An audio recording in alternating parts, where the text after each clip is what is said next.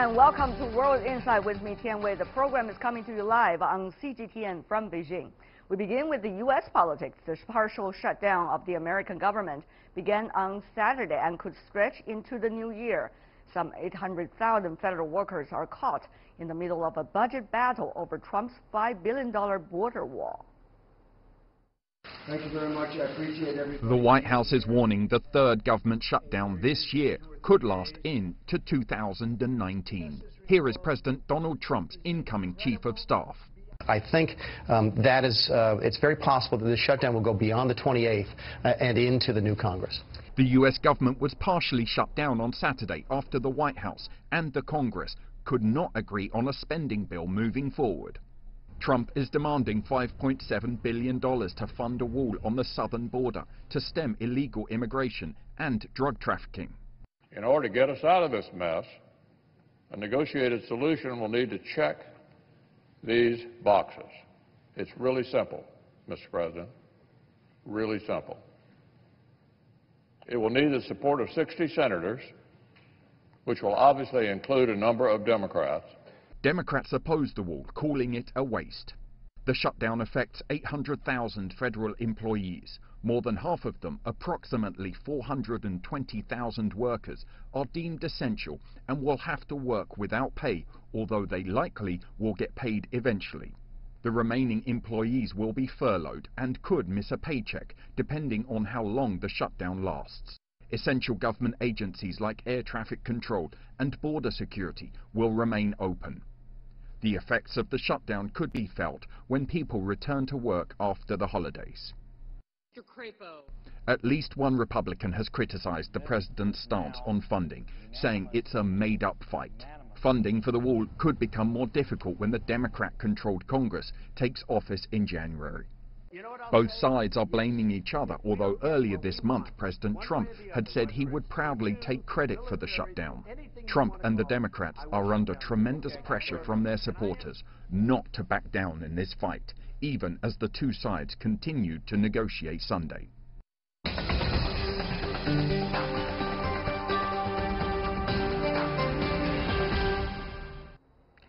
For more discussion on the partial shutdown of the U.S. government and another staff shakeup from the White House, with us in our Beijing studio, Einar Tangen, current affairs commentator. Welcome to our program. In Washington, D.C., Bruce Fein, constitutional lawyer, former Associate Deputy Attorney General and General Counsel of the Federal Communications Commission under President Reagan. Last but certainly not least, in Washington, D.C., Brandon Andrews, entrepreneur and former Hill staffer. I want to welcome the three of you, particularly on the eve of Christmas. Thank you so much for joining us on this wonderful day. So let me ask you, Mr. Fein, what exactly is going to be the consequence of this another round of partial government shutdown? Well, I don't think it's going to be dramatic. I think it's more optics than anything else. $5 billion is it's a decimal point on a over $4 trillion federal budget. I think ultimately they'll come to some number between $5 billion and what's $1.3 billion on the table. Both sides are appealing to their base. Trump, he wants the symbol of a wall, even though it has very little to do with deterring immigration. The Democrats have to look like they're defending more open borders, if you will, and more sympathy towards immigration by opposing the money. But the wall really has little to do with the deportations, the separation of mothers from children. So it's all about the typical political optics over substance. So actually it's a matter of time, and probably a matter of very short time, Mr. Andrews. Well, hopefully it's a short time. As you mentioned in the intro, 800,000 federal government employees affected, 420,000 are working without pay, to include the very Customs and Border Patrol agents that Donald Trump says he's advocating for by potentially creating this wall.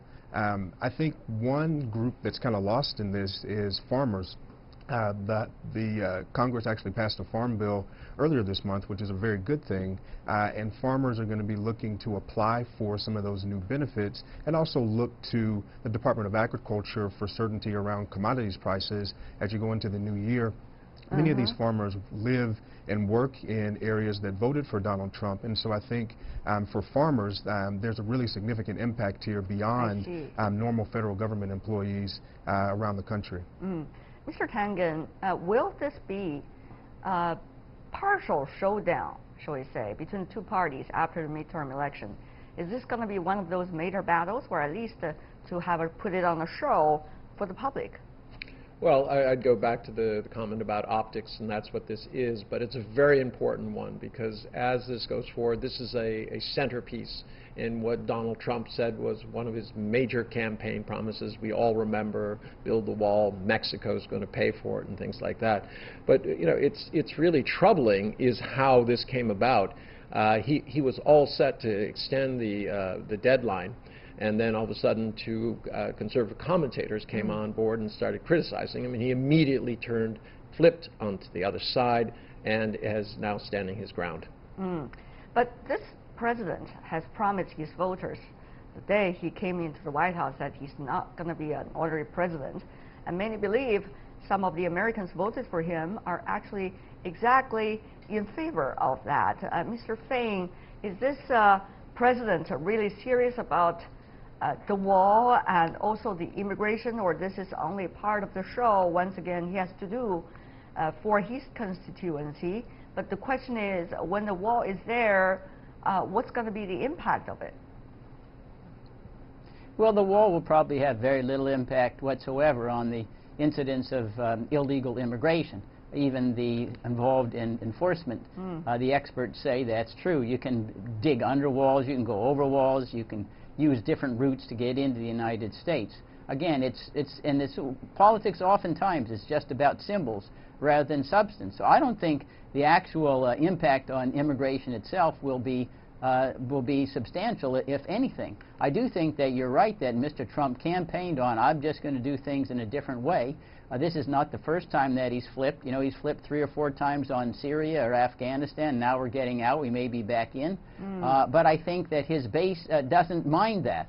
That they like somebody who's just shaking up the status quo, no matter what it is, and throwing his thumb really at the establishment. And Mr. Tangen, I mean, when you think about it, the crowdfunding that was going on the social media actually has been increasing, even though now it is likely to be the federal government that's likely to pay for the wall. But it does ring a bell to many around the world that actually there are a lot of supporters of Donald Trump for that wall.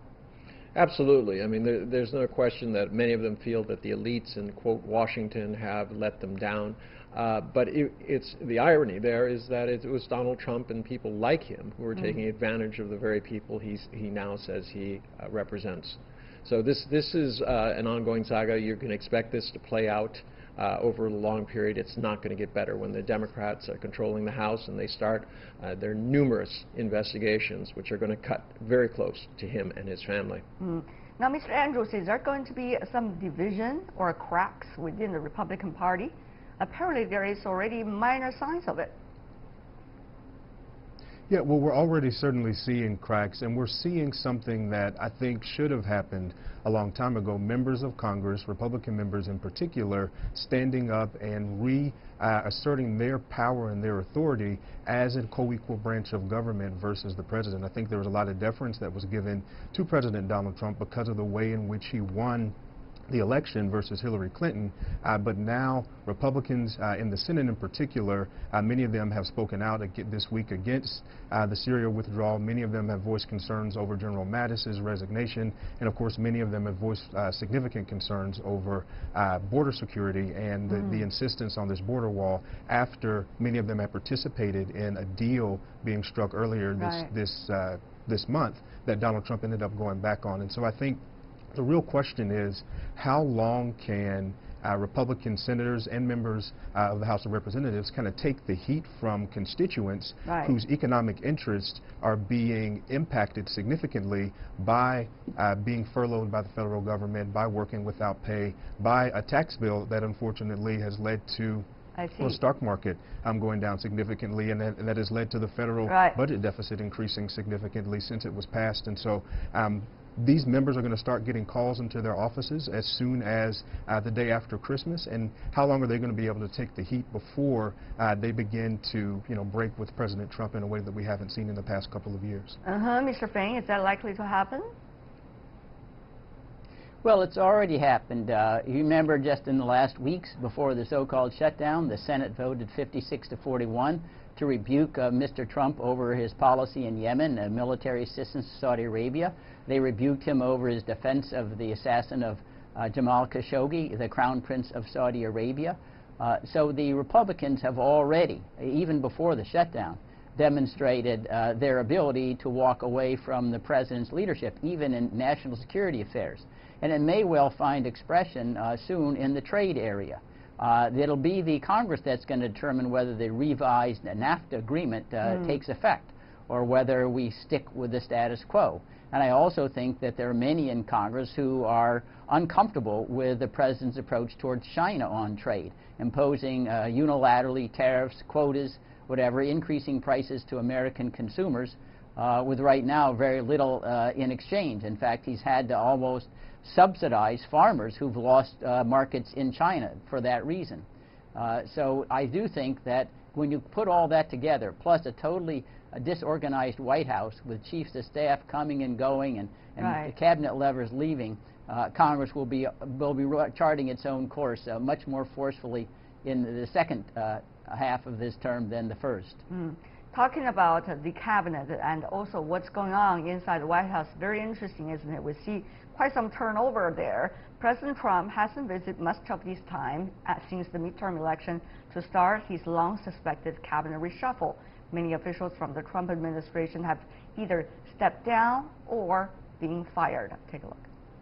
Only a day after the elections, Trump fired his Attorney General, Jeff Sessions, White House Chief of Staff, John Kelly, Interior Secretary Ryan Zinke, and the Chief of Staff to Vice President Mike Pence, Nick Ayers, will be leaving their positions at the end of the year. And the resignation date of Defense Secretary Jim Mattis has been pushed forward from February 28th to January 1st due to his policy disputes with President Donald Trump. And Patrick Shanahan will take over as the department's acting head. Following the resignation of Mattis, the U.S. Special Presidential Envoy for the Global Coalition to Defeat ISIS, Brett McGurk, decided to quit.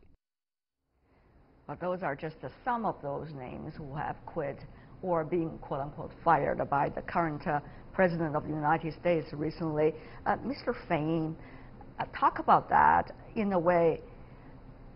It seems that the President is able to come out of this framework by firing or getting rid of some of the so-called establishment figures within his administration.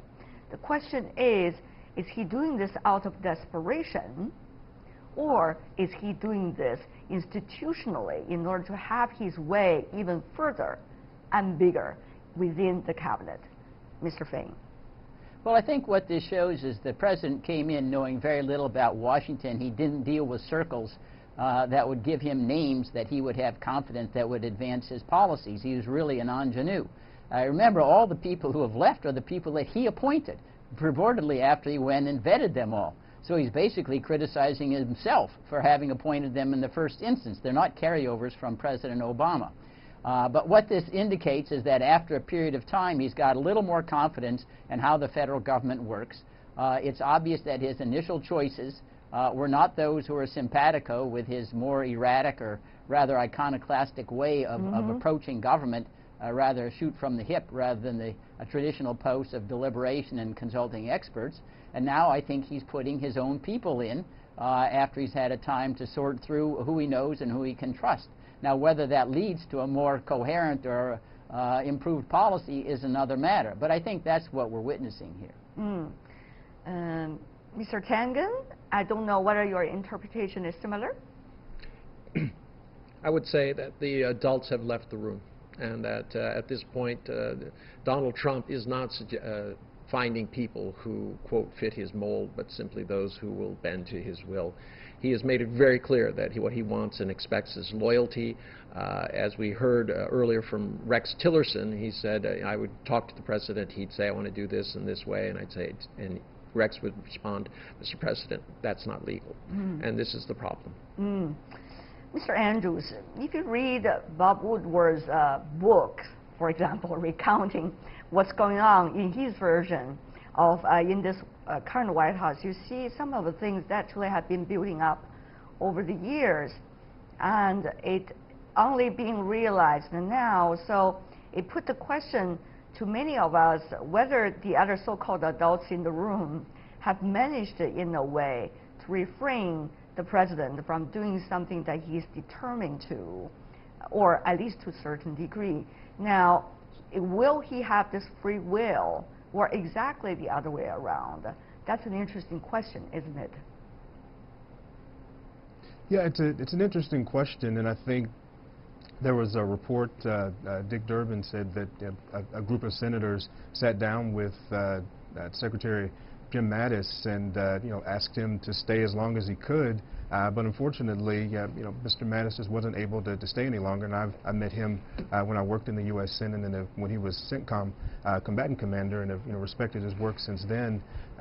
So it's unfortunate that he's leaving. However, I do think it's important that as we talk about the issues within the White House, the issues within government, that we also understand that government is still functioning. So there is chaos perhaps in the White House. However, federal government is still functioning. Agencies are still putting out regulations. They're still functioning in the way that they should. And when you go to the U.S. Congress, bills are still being passed. As I mentioned, the Farm Bill was passed previously. And, unfortunately, we have a government shutdown today. However, we have an adversarial system of government, so there's always going to be friction in order for the system to work. So don't want to get our hair on fire too much with some of our discussions here, because the government is still functioning in the way that it should, perhaps not in the optimum way given some of the personalities that we've seen. But back to my earlier point, I think all of this really underscores the need for Congress again to reassert itself as a co-equal branch with the president. Again, I think a lot of deference has been given to the president. A lot of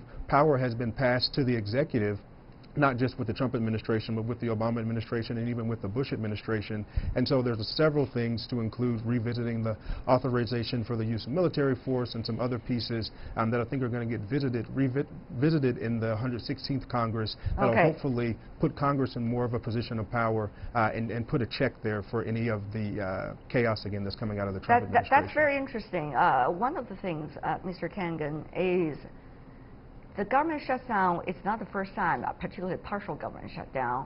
People probably are already used to it. There's nothing that dramatic about it. The question really is, this is a critical time, because right after midterm election, it is right before January the 1st, when the two parties seem to be in a tug of war beginning from January the 1st, because that's how the Congress is going to be divided.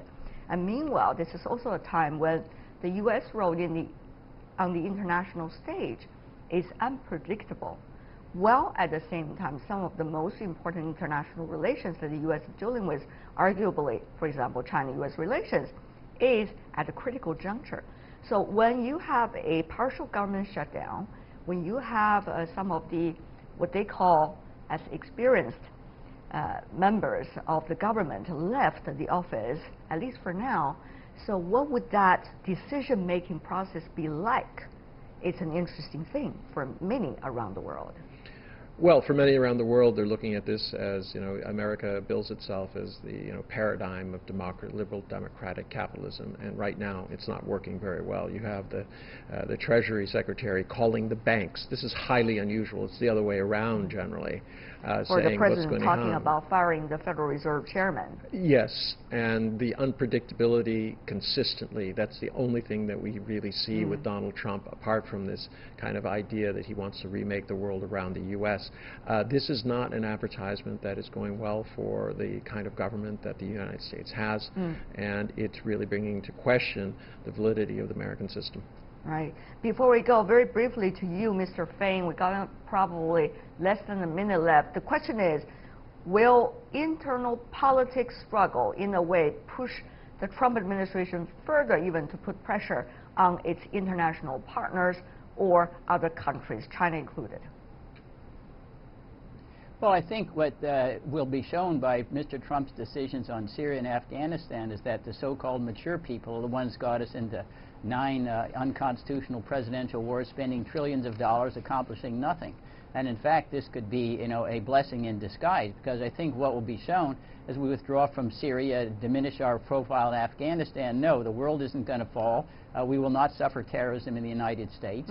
And our military-industrial complex has been guilty, the best and the brightest, of exaggerating fear and exaggerating danger to get lots of money and stature. I see. And this could be really the longest legacy of the Trump administration.